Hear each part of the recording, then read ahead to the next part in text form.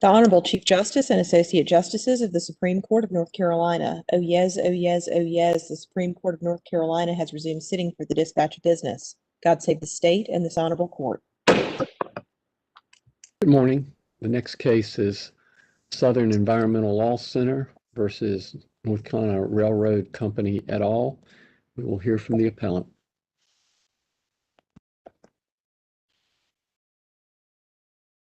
Ms. Hunter, you're on mute. Oh, I think Fred has you off mute now. Thank you. Apologies. May it please the court, I'm Kim Hunter with the Southern Environmental Law Center, and I would like to reserve 6 minutes for rebuttal. Your Honor, in this case, we ask whether the North Carolina Railroad, which is owned entirely by the people of North Carolina, should be required to disclose its documents with the public. The North Carolina Railroad was created for a public purpose and works exclusively to serve the people of North Carolina. The railroad operates with funds that belong to the people. The railroad is governed by a board that is appointed entirely by our state government. The railroad is subject to myriad state oversight and reporting requirements. And upon dissolution, the assets of the railroad would return to the people. The people of North Carolina own the railroad, and yet for years they have had no opportunity to ensure that it is working in their interests. But in North Carolina, we have a long-standing legal tradition of public transparency. Transparency is how we hold our government accountable. And so under North Carolina law, a Public Records Act demands that all records which are, quote, prepared in connection with the transaction of public business are deemed the property of the people. The railroad is owned by the people. Public records are owned by the people. The records of the North Carolina Railroad must be made public. And this court has always interpreted the Public Records Act broadly. Indeed, just last year, the majority opinion in the Daily Tar Heel versus Halt case reemphasized that, quote, the act is intended to be liberally construed to ensure that government records be open and made available to the public, subject only to a few limited exceptions. And so with this in mind, North Carolina has joined states all across the nation and required disclosure of records of corporations when those corporations are significantly intertwined with our government. So let's talk about the corporate aspect of this case for a minute.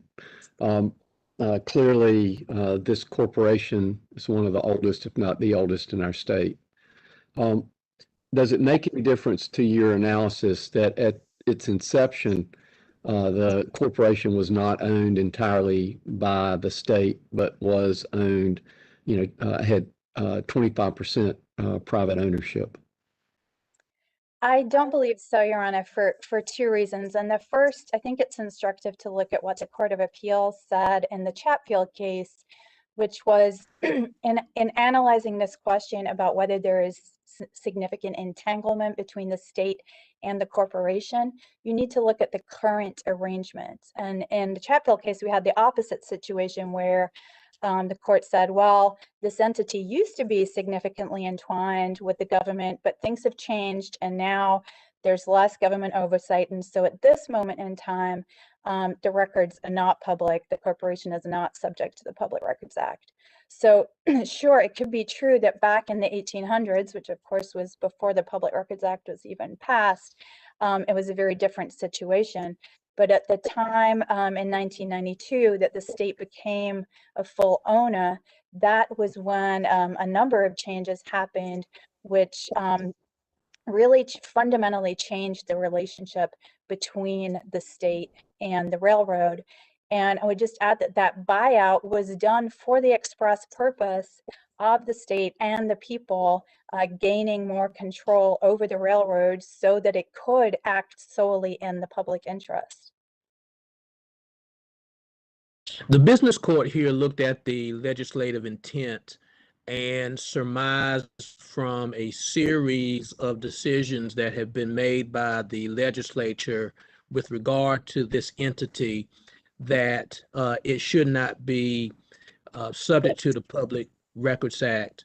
What would be your response to the business court's determination that the legislative intent should prevail over anything else? Well, Justice Morgan, I do believe that legislative intent is very important here, but we need to look at the legislative intent behind the Public Records Act, which this court has stressed over and over again was for this very broad policy of government transparency. And I think in this court quoted the Court of Appeals explaining this legislative intent, saying, quote, "Good public policy is said to require liberality in the right to examine public records, and the general rule in the American political system must be that the affairs of government be subject to public scrutiny." So I think the, the legislative intent of the Public Records Act is very clear. I think what the business court was seizing on was some additional legislation in 2013, which did relate specifically to the North Carolina Railroad. And I think the first thing that's really important to emphasize is that this court has been clear that when it looks at legislative intent, it will not consider a failure to act as action. And there's the court expanded on this at length 2 years ago in the Department of Correction versus NC Medical Board case, and noting earlier opinions, for example, the Steyer's opinion that, quote, "The ordinary intent of legislature is indicated by its actions, not its failure to act."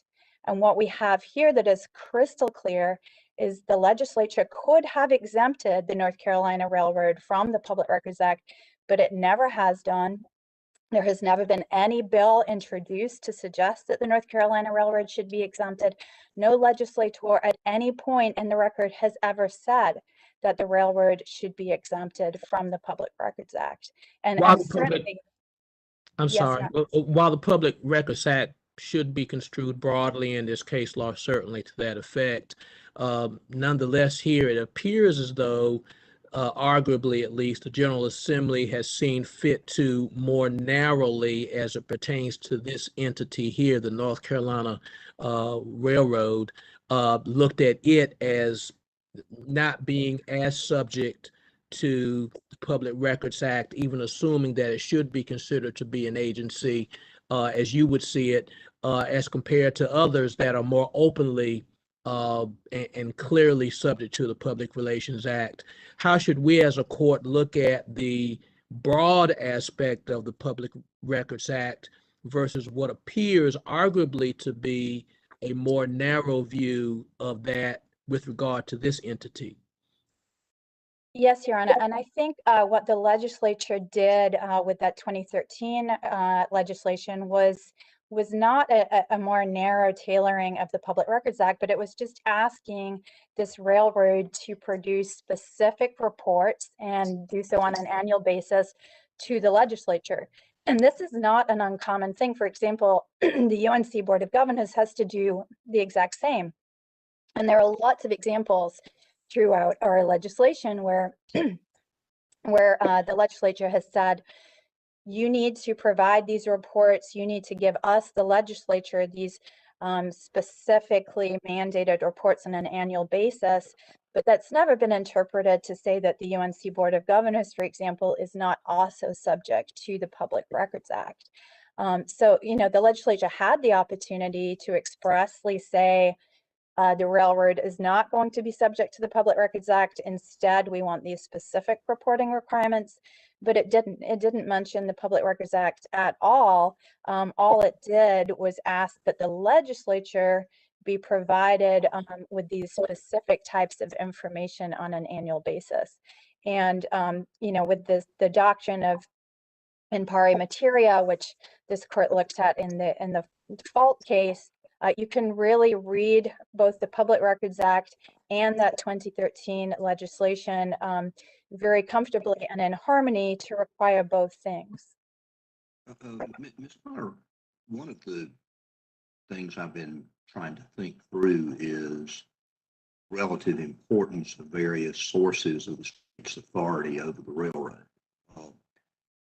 Is your argument in essence that anytime the state owns 100% of the stock of a corporation, that the corporation itself then becomes subject to the Public Records Act? Not necessarily, Your Honor. I think, and of course, this question has never been directly addressed by this court, but I think Which is why I would kind of like to know what your answer to that. yes. But the Court of Appeals, I think, has looked at these two prongs. In addition to that sole ownership, there's first the fact, is this corporation acting in the public interest? Is it uniquely designed to achieve a public purpose?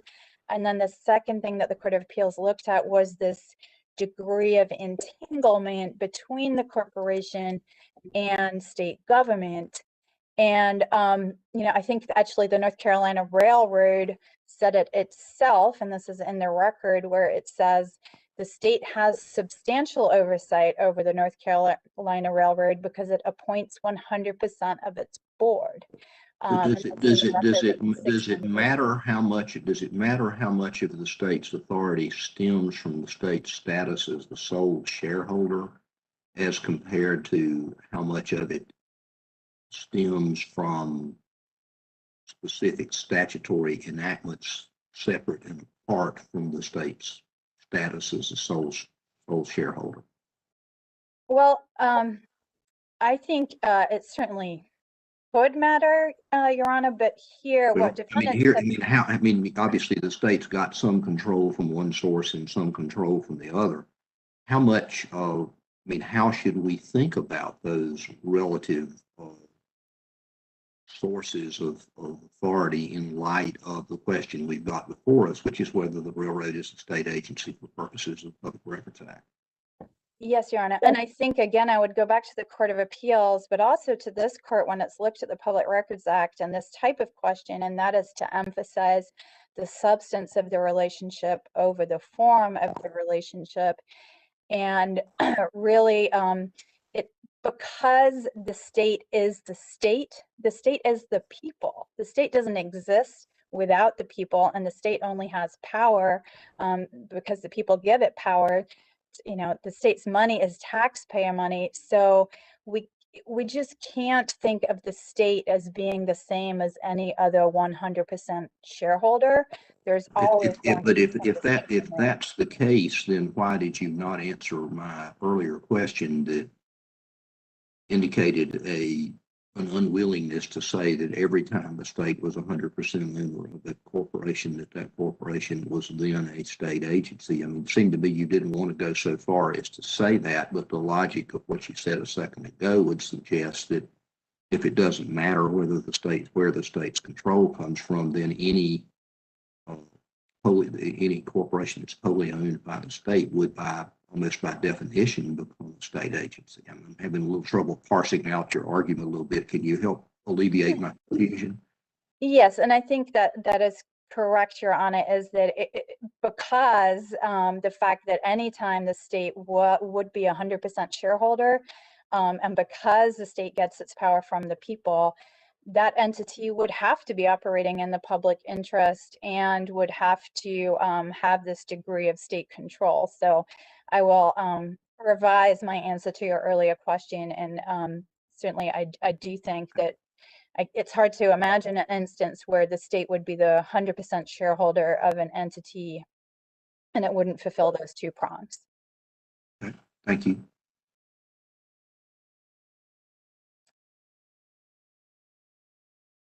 And so the Court of Appeals has developed this framework, as I mentioned, and it's stressed that each case is a very fact-intensive inquiry. But really, we've got to look at the overall sense of, is there this state oversight, and is the entity working in the public interest? And what we have here throughout the record is the board of directors of the railroad stressing time and time and time again that the only purpose of the North Carolina Railroad is to serve the people of North Carolina.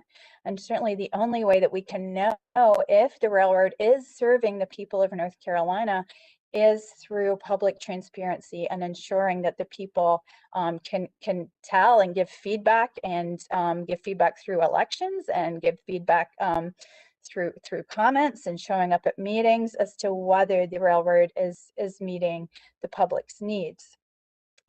And I do think two things that the Court of Appeals stressed that are particularly important to the legal inquiry.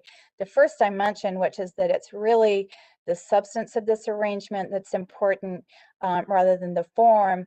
But the second is that just because a corporation becomes subject to the Public Records Act does not mean that it becomes public under all other circumstances and under all other laws.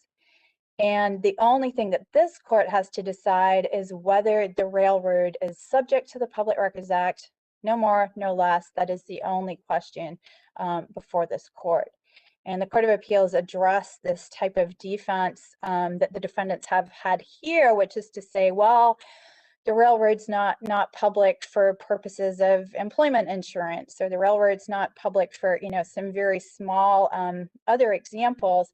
And the Court of Appeals was faced with the exact same arguments from Wake Hospital, and it said, you know, this is irrelevant. What we're dealing with here is the Public Records Act, and that is all we need to look at. And because the Public Records Act has been read so broadly by this court, different other types of statutes for this arrangement might be read differently. And somewhat along those lines, isn't it also true that just because the railroad is subject to the Public Records Act, there's then the additional, or if the railroad is subject to the Public Records Act, there's still then the additional step of determining whether records at issue fall under any of the records that don't need to be divulged under that act, right? That's exactly right. And the you know, the complaint that the plaintiff, Southern Environmental Law Center, brought here was first to a declaration that the North Carolina Railroad was subject to the Public Records Act, and then the next step is to look at whether the documents that were requested are subject to the act. And I think that alleviates some of the railroad's concerns about confidentiality and some of its business dealings, because we already have exemptions for that in our Public Records Act, which would apply here in the same way that they apply to the Global Transpark or to other entities which are doing the same types of dealings that the railroad is doing here. And so I talked about the fact that the board of directors is 100% appointed by the state of North Carolina. And I think that, as the railroad itself has said, is probably one of the strongest indicators of oversight, because the board of directors controls the railroad, and that board of directors is appointed by our elected representatives. But there are a number of other areas that are very similar to the factors laid out in the Wake Hospital case. For example, the fact that the railroad relies on state funds and is able to take advantage of state financing mechanisms and tax exemptions because it is pursuing this public purpose. I think also really key is the fact that, you know, upon dissolution, all of this money, all the assets of the railroad would become the state, because the people own this railroad. This is owned by the people. It would return to the people, and so the people have a very strong interest in knowing whether it's being run well, whether it's acting in their best interest, so that those taxpayer funds that could otherwise be put to other use are being used for the best public purpose.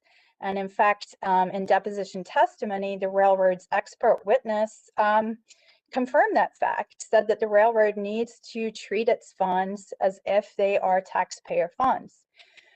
But there's no other entity in North Carolina where it's governed in this way exclusively by the state, and using and spending and investing state money where there is completely no oversight by the people. And that's just fundamentally anti-democratic and at odds with this state's longstanding tradition of public transparency. Can I also ask you your response to what I understand the railroad's argument to be on this question of state control, that in fact, the board has, in certain specific examples, taken decisions that were against what the governor wanted, or otherwise didn't appear to be following what the governor thought should happen? Yes, Your Honor, and I think that those examples are, first of all, somewhat overstated, and there's certainly plenty of evidence in the record that the board is guided by a lot of what the governor wants. Fundamentally, the governor can remove his board members. They serve at his pleasure. So there is that degree of control. I think the bigger issue is there is this balance between gubernatorial appointees and legislative appointees. And the business court, and ruling on the judgment on the pleading, sort of noted this dysfunctional arrangement, particularly when you have a period of time where there may be holdovers from a past governor. And I think that this really speaks to exactly why it's so important that the public gets access to this information.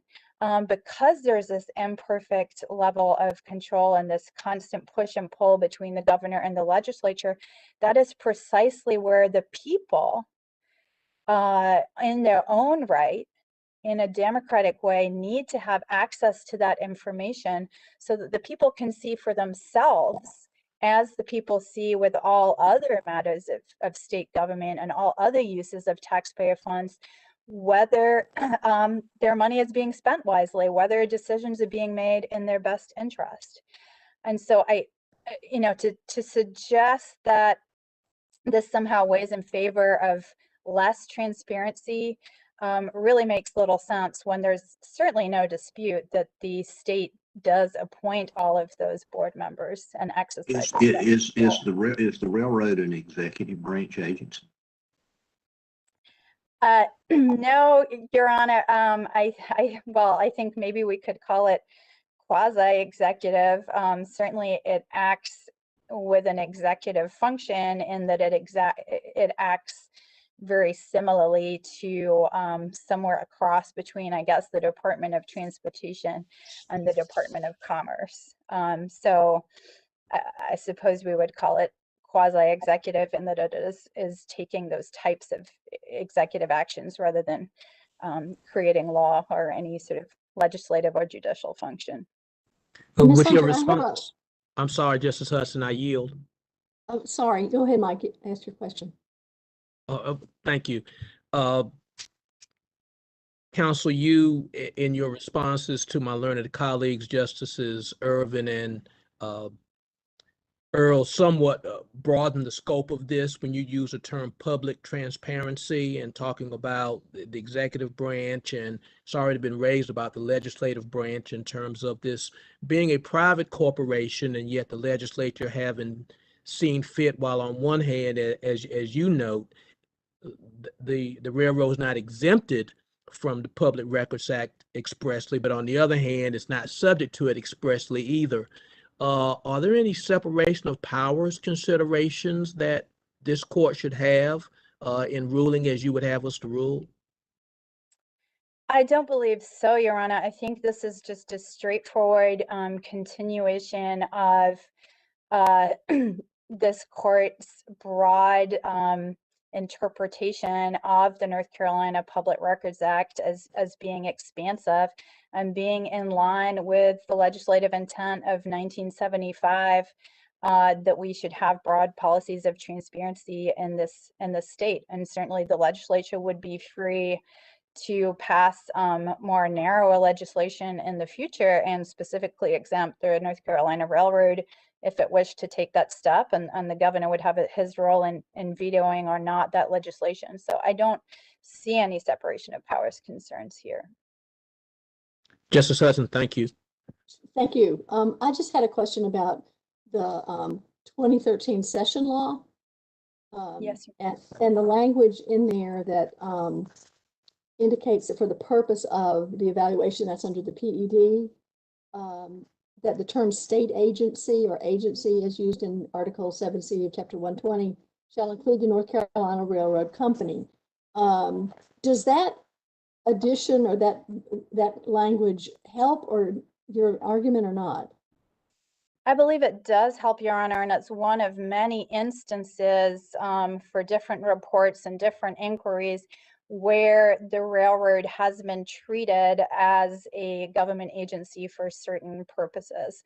I certainly don't think it hurts, and there's nothing in that legislation which specifically precludes or specifically exempts the North Carolina Railroad from the Public Records Act. Well, your opposing counsel argues in his brief that by using the term state agency and having the NC Railroad come under that in this particular way, that it just shows that it wasn't already such an agency. Do you have a response to that? Well, Your Honor, I think the term agency can mean a lot of things, and we are not arguing here that the North Carolina Railroad is an agency in the same way that the Department of Transportation is a full-on public agency. But I think without more, there's very little to glean from that legislative language. I think all it does show is that the legislature exerts significant enough control that it could conduct that investigation and that level of supervision. And that the fact of that supervision is what requires that the railroad be subject to the act.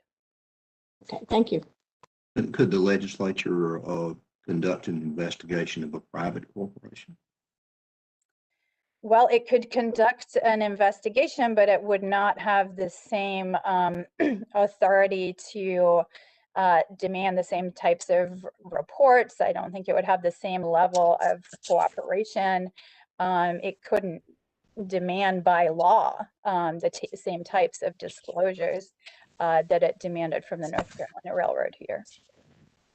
Counsel, you're well within your rebuttal time. Yes, I would reserve the remaining 3.5 minutes. Thank you. Hear from the appellee. Thank you, Mr. Chief Justice. If it pleases the court, I'm Jim Cooney at the Mecklenburg County Bar, and I represent the appellee, the North Carolina Railroad Company. And Mr. Chief Justice, you are exactly right. This is the oldest operating private corporation in North Carolina. It was chartered in 1849 as a for-profit corporation that issued stock. And since its existence, it has operated as a for-profit corporation. It has outstanding stock. The state of North Carolina has always been a shareholder in that corporation. It is a corporation that pays taxes in 16 counties. It pays franchise taxes to the state of North Carolina, and it's subject to the federal tax laws. In other words, it has to pay tax unless there's an exemption under federal law for its income. It also owns a for-profit private subsidy. Beginning in 1885, this court first, and then the federal courts in 1897, ruled specifically that the state of North Carolina's power or rights in the North Carolina Railroad Company stem from its status as a shareholder. And Justice Ervin, I think that goes directly to your question. The state of North Carolina only has the rights of a shareholder. Now it's a sole shareholder. Prior to 1998, it was as the majority shareholder. It has no independent sovereign rights. It has no rights. If I understood Ms. Hunter's argument, and she's got a few minutes left to correct me if I misunderstood it, I understood her to say essentially that power was power, and that it didn't really matter what the source of the power was. And I think she ultimately agreed with the assertion that any 100% owned corporation, that is, the stock was 100% owned by the state, would effectively be a state agency because of that power. Why does the source of the power, in your view, differ? She doesn't think it does. You clearly do. What's your comment on that? Well, because I think conceptually what we're talking about is we have a corporation, a company, and this court has repeatedly said that even when the owner of the stock is a sole shareholder in another corporation, that company has a separate juridical existence. It is separate from the shareholder. What Ms. Hunter is trying to argue is the status of the shareholder defines the status of the company. That's not the way corporations work in this state or in this country, at least for the last 150 years. So mere ownership isn't enough unless, and this court has a body of law, and I commend the court to the Ridgeway Brands decision written by Justice Timmons Goodson that deals with alter ego. And so the question is not the status of the sole shareholder. The question is whether the sole shareholder exercises such domination and control that you can say the corporation has no separate existence. The test that's often used is whether or not the sole shareholder is dominating the financial practices, is dominating the business policies, is dominating the corporation so directly that what the sole shareholder says goes and the corporation doesn't exist separately. But is that, oh, I'm sorry. No, go ahead. Well, No. is that the test that the Court of Appeals applied in the News and Observer versus Wake County Hospital case? They didn't say that the Wake County Hospital has to essentially be the alter ego of the state in order for the Public Records Act to apply. Well, and Justice Earls, I think effectively it was, because what they talked about is what we're looking for is, does the county government so dominate the entity? And in this case, it was a nonprofit company, that we can say that entity exists as an agency or a mere extension of the government. Now, they didn't use the term alter ego, but that's what they were driving at. And I don't want to pick at words, although words become important at a certain level, but Chatfield really didn't set forth a test. Chatfield talked about 9 factors, and then 20 years later, Chatfield,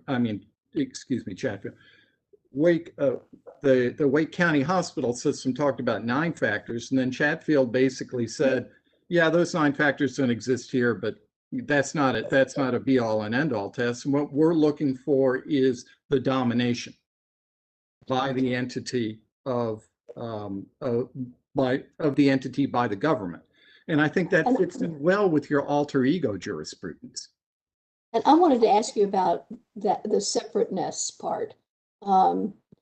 Ms. Hunter argued that the NC Railroad Corporation is entirely funded by public money, is all of the board, 100% of it is appointed by public officials, and that if it ended, the property would revert to the state, and that it acts in the public interest.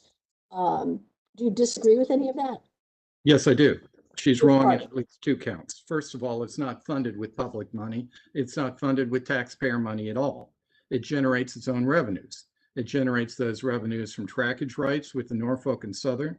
It generates those revenues from lease agreements from the land it owns in 16 counties. And importantly, Justice Hudson, it owns that land in its own name. It owns those funds in its own name. It makes investments in its own name. It does not own the land in the name of the state of North Carolina. And in fact, when the state of North Carolina wants to foreclose or take some of the railroad's land, it has to institute a condemnation proceeding. That doesn't exist if it's an agency of the state. And you must find, I'm sorry.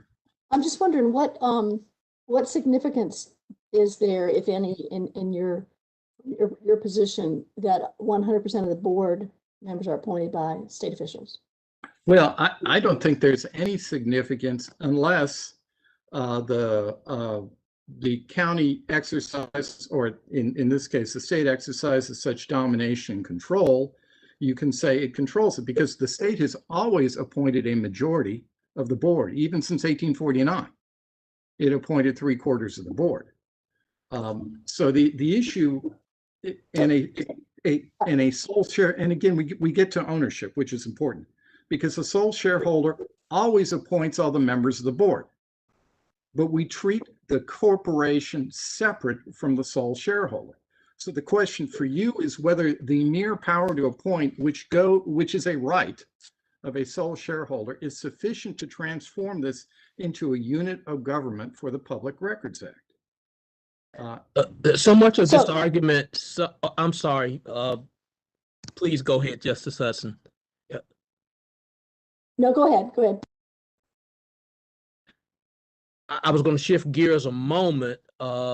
to some extent, your argument, counsel, is reminiscent, although it's not a hand in glove analogy, but somewhat like a pierce the corporate veil kind of aspect, in terms of the fact that on one hand, the orientation of the railroad is one in which it exists for the public interest.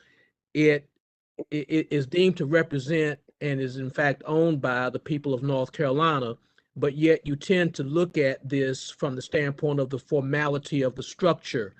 How should we look at it? Should the formality dictate the practicality and the reality of the operations of the railroad as to how we should look at this?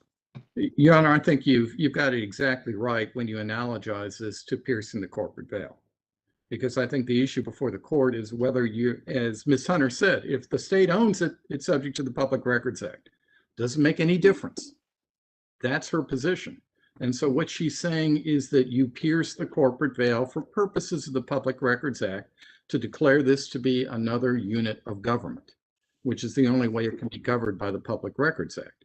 So I think the piercing the corporate veil, again, that brings you into a long line of jurisprudence where courts deal with this on a regular basis, and certainly this court has.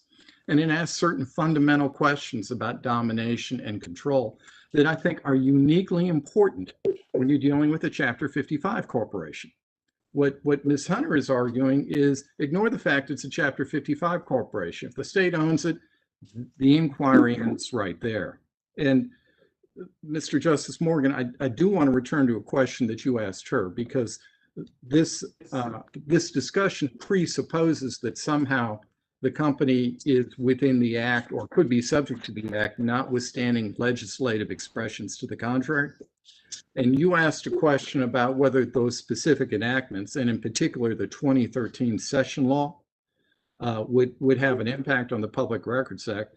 And I would direct your attention to the LexisNexis case against the Administrative Office of the Courts, because what that stands for is the basic interpretive presumption that when you have a broad statute, and Ms. Hunter has argued that the Public Records Act is a very broad statute, and you have a later, narrower statute that is inconsistent with that broader statute, the later, narrower statute necessarily controls and will rebut any presumption that somehow the broader act makes the agency subject to it. So in LexisNexis, you had the Public Records Act, and LexisNexis was suing the AOC for judicial records.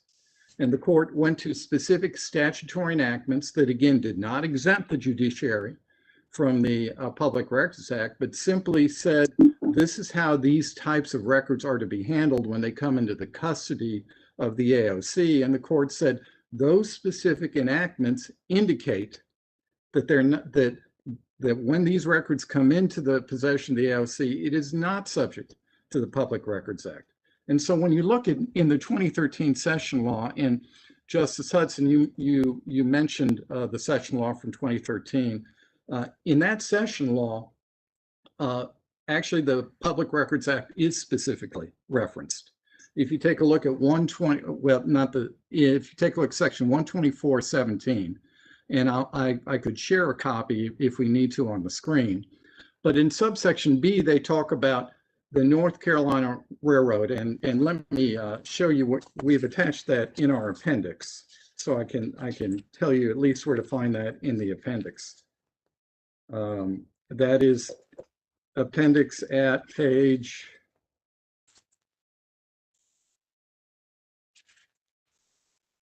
22. So in subsection B, they talked about the state-owned railroad providing additional information and data to the General Assembly. And they said when the state-owned railroad does that, it should indicate whether the information is confidential. Because obviously once information is provided to the General Assembly, no matter what we agree or disagree about, when it's in the possession of the General Assembly, it's subject to the Public Records Act. So the General Assembly said, you need to designate information that's confidential. And then in subsection C, it defined what it meant by confidential. And the definition of confidential in subsection C is broader than the confidentiality established by the Public Records Act. So what you need to do then is understand this. If Ms. Hunter's right and this is subject, and the railroad is subject to the Public Records Act, the General Assembly is asking the railroad to produce records that would not be subject to the confidentiality protections of the Public Records Act, but is broadening those protections so that when it comes into the General Assembly's possession, it need not be produced by the General Assembly. That makes no sense. Let me ask you about that section you were just pointing out to us on the appendix, page 22. Yes, ma'am. The subsection C that talks about confidential information is exempt from chapter 132. Wouldn't that tend to indicate that as to a covered part of government or entity, that anything that's not confidential would be subject to chapter 132? No, because the point of C is you have to read in the context of B, and what B is talking about is you give us, the General Assembly, the records. And obviously, once the General Assembly receives the records, then records held by the General Assembly are subject to the Public Records Act. So then in subsection C, they recognize the railroad company as a market participant. And they said, we're going to create this broad confidentiality so that when you tell us something's confidential, we won't have to produce it as the General Assembly. Now, that makes no sense if those records were subject to the Public Records Act to begin with, because they wouldn't have been exempt under the confidentiality protections of the Public Records Act. The General Assembly. Go ahead, Justice Hudson. I just had another, I hope, quick question. I don't know.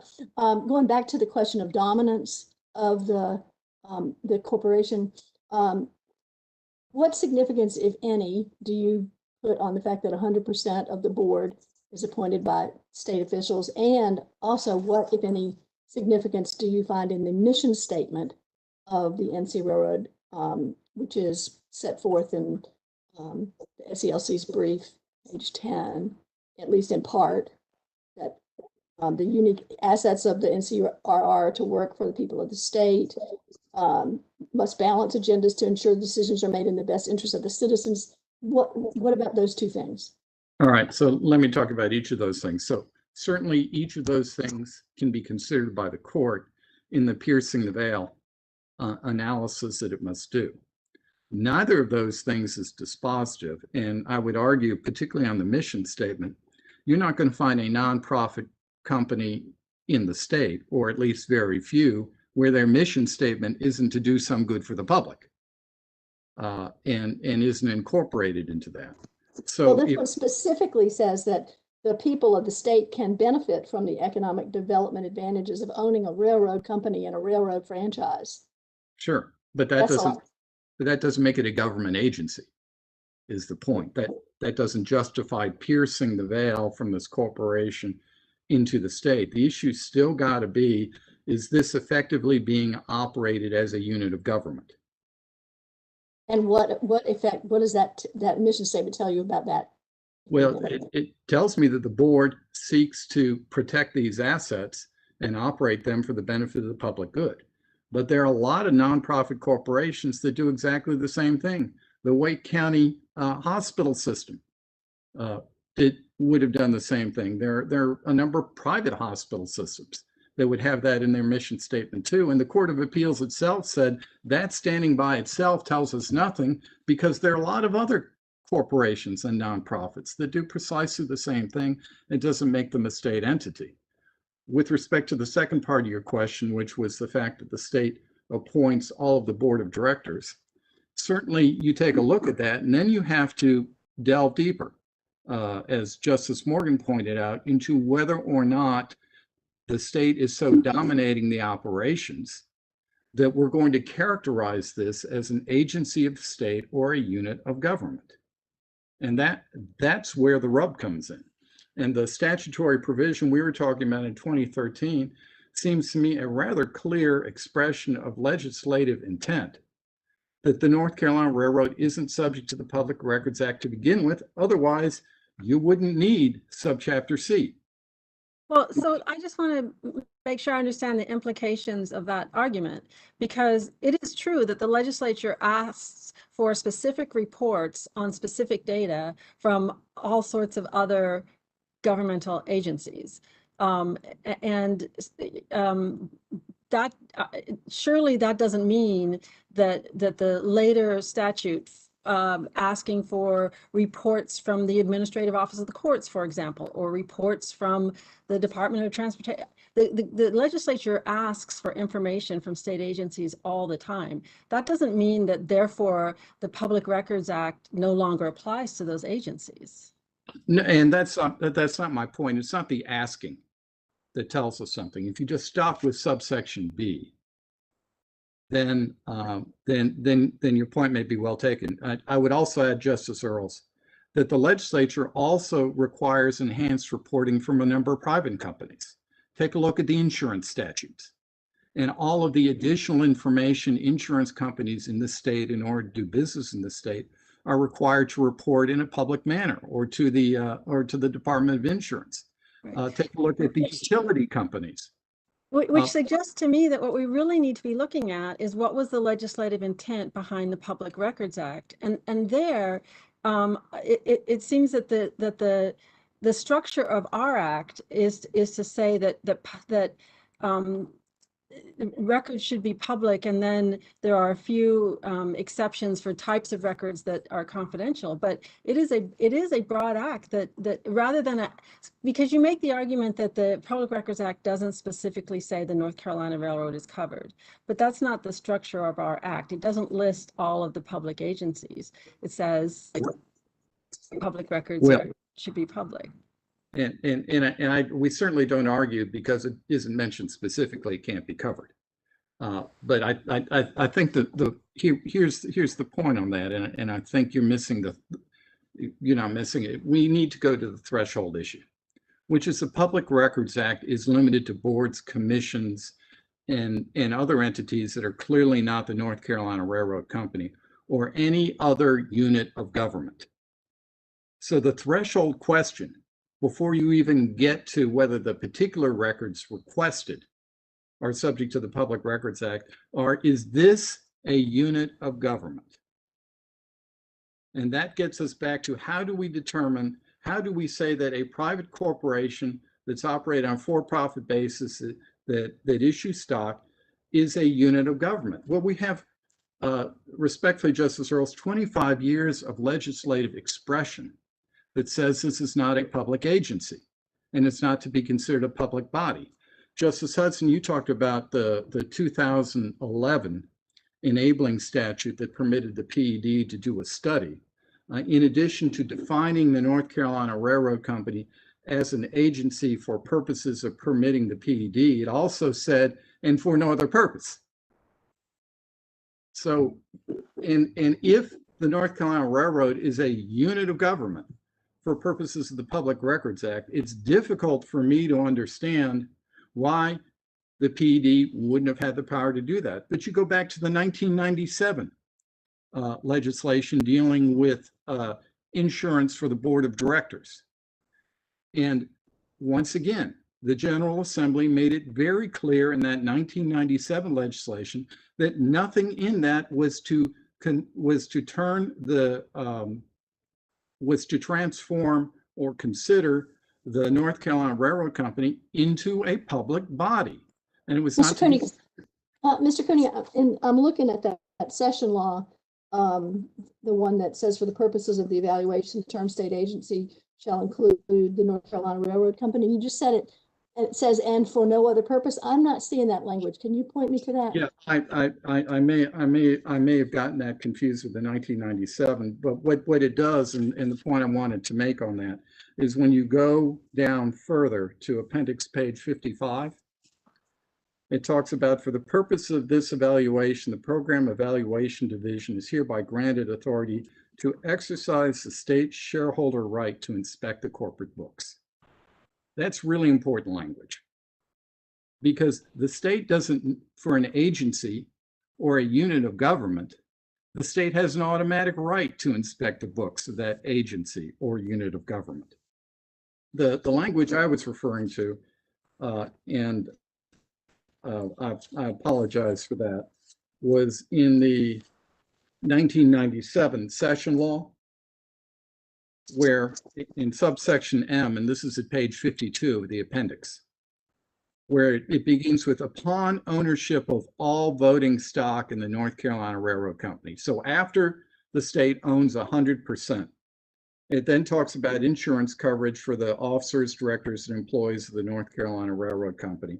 And then it says that coverage under this subsection shall not always jumps out at me as a lawyer, shall not be construed as defining the North Carolina Railroad Company as a public body or as defining its officers or directors or employees as public officials or employees for any other purpose. Now, why would you put that language in if the North Carolina Railroad was a unit of government for purposes of the Public Records Act? So just so I'm clear, you're not arguing that the state wouldn't have the power to cover the North Carolina Railroad under the Public Records Act, but only that it just hasn't. That's correct, Your Honor. I mean, certainly the state on September 2nd, after the decision in this case, could have passed a law saying, no, you got it wrong. North Carolina Railroad Company is another unit of government for purposes of the Public Records Act. They've got the right to do that, but they haven't done it. And we've seen legislative expressions over a 25-year period that are inconsistent with the North Carolina Railroad Company being subject to the Public Records Act. You wouldn't need to say the things they're saying if it was subject to the Public Records Act to begin with. And the clearest example I keep going back to is the 2013 session law. And remember, that 2013 session law was in the face of an express finding by the General Assembly's own Program Evaluation Division that the railroad company was not subject to the Public Records Act. So seeing that, they then passed a law saying, well, you need to give us this information, but we're going to broaden this confidentiality for you when you give it to us so that we don't have to produce it under the Public Records Act.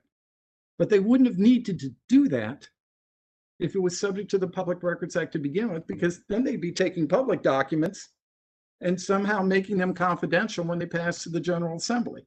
The only way you can read that statute in a way that works is you're dealing with documents that weren't subject to the Public Records Law. They're being passed to the General Assembly, and the General Assembly is trying to broaden the protection for these documents and therefore not make them producible under the Public Records Act. That is the only rational way you can read that statute, and constitutes a specific legislative expression that, no, the General Assembly has never thought that the North Carolina Railroad was subject to the Public Records Act or as another unit of government for purposes of that act. So when you look at the 97 enactment, the 2011 enactment, the 2013 enactment, the only way you can read those consistently is a repeated legislative intent by both Democratic and Republican legislatures that the North Carolina Railroad's not a public body. It's not an agency of the state. Its documents are not public records until they pass to the General Assembly, and we're going to protect them in a broader fashion than public records when they do pass to the General Assembly. And you've got to combine that also with the acts of the executive branch, because the executive branch has repeatedly also treated the North Carolina Railroad as separate from government. The state auditor has conceded that she's got no right to audit the North Carolina Railroad. The Ethics Commission said the North Carolina Railroad doesn't fall within its purview, and its statutory authorization is every bit as broad as the North Carolina Public Records Act. When the General Assembly gave the North Carolina Public Records Act the right to condemn property, it did so as a private condemnor, not as a public condemnor. So it's got the same right to condemn property that other private railroads and Duke Energy and other private utilities have, but it does not have the public right. And as we talked about earlier, the state of North Carolina, if it wants the railroad's land, has to institute condemnation proceedings against the railroad. How is that a unit of government? Now, the difficulty with this case is that SCLC has proceeded from the assumption that the Public Records Act always applies everywhere, and we need to find an exemption for it. But I think the words of the statute matter. Now, it is quite clear, and we don't argue, that a private corporation could potentially be subject to the Public Records Act. What we are arguing is that there have been multiple legislative expressions for this private corporation that it's not subject to the Public Records Act. And even if you found that ambiguous, what you have to do is engage in a piercing of the veil analysis before you can make a determination that the North Carolina Railroad Company is operated as a unit of government. And certainly there are multiple legislative expressions that indicate it's not a unit of government. It's not operated like a unit of government. And if it was a unit of government, it would be one of the strangest units of government there is, because it pays taxes, operates for a profit, and otherwise complies with Chapter 55. I also have to disagree with her repeated assertions that on dissolution, all of the assets would pass to the state. On dissolution, the dissolution would occur pursuant to Chapter 55. That's different than the Wake County System case, where under the charter, the assets were required to go back to the county. Here and right now, the assets after the payment of debts may very well go back to the state, but it depends on how the dissolution occurs. The railroad's free to issue stock in the future if it wants to. Does it, Mr. Kennedy, I know you're out of time, but does it go back to the state because the state is a stockholder in the provisions of Chapter 55, or does it go on some other basis? No, it goes on precisely because the state is a shareholder under Chapter 55. The state's rights in this company are shareholder rights. They are not sovereign rights. And this is why it cannot be a unit of government for purposes of the Public Records Act. And there is no evidence that the state has so thoroughly dominated the workings of this company that we're willing to say, for purposes of the Public Records Act, that it has no separate corporate existence. This poses fundamental issues for the state if you were to adopt their argument. Thank you, counsel. Rebuttal. Thank you, Your Honor. I would agree with Justice Earle's frame, and really where Mr. Cooney ended here, which is that the fundamental thing that we need to look at here is the fact that the Public Records Act was intended to be interpreted broadly, and that is how this court has interpreted it over time. And yes, through time, the state government decides there are certain areas we need to make confidential. It isn't working to have these particular records public, so the legislature knows what to do. It goes in and it makes those specific confidentiality findings. And that's exactly what it did in the subsection C, which Mr. Cooney pointed to. It said, oh, we're taking a hard look at the North Carolina Railroad right now. We are going to require that these particular documents of our railroad, the People's Railroad, should be kept confidential, because that's in the best interest of the people of North Carolina, is so that the railroad can act and do all of the dealings it needs to do in private. But there has never been, despite Mr. Cooney's repeat assertions, there's never been any legislative enactment or any statement by any single legislator ever in the record that the North Carolina Railroad should not be subject to the Public Records Act. And Mr. Cooney has seized. Ms. Hunter, Yes. Ms. Hunter, you and Mr. Cooney have gone at this from different sides. Is it fair to say that nobody in the General Assembly, as a member of the General Assembly, as compared to the staff, has explicitly said one way or another how this case ought to come out? That is fair to say, Your Honor. So no matter whose point of view you take, we're having to make inferences one way or the other. That is correct, Your Honor. But certainly Okay. the canons of statutory construction are to look at, never to look at failure to act as indicative as action. So I do think that the burden is slightly different there.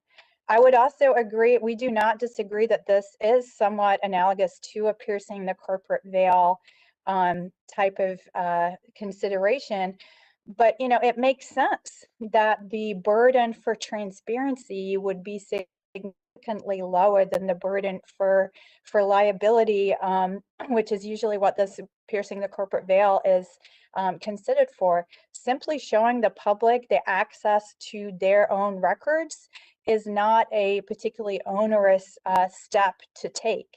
And Mr. Cooney has, you know, suggested that the sky will fall and Chapter 55 will, you know, go up in smoke if you were to rule in our favor. But states all over the country do this. This is a very normal thing for corporations to have to disclose documents when they are significantly intertwined with government.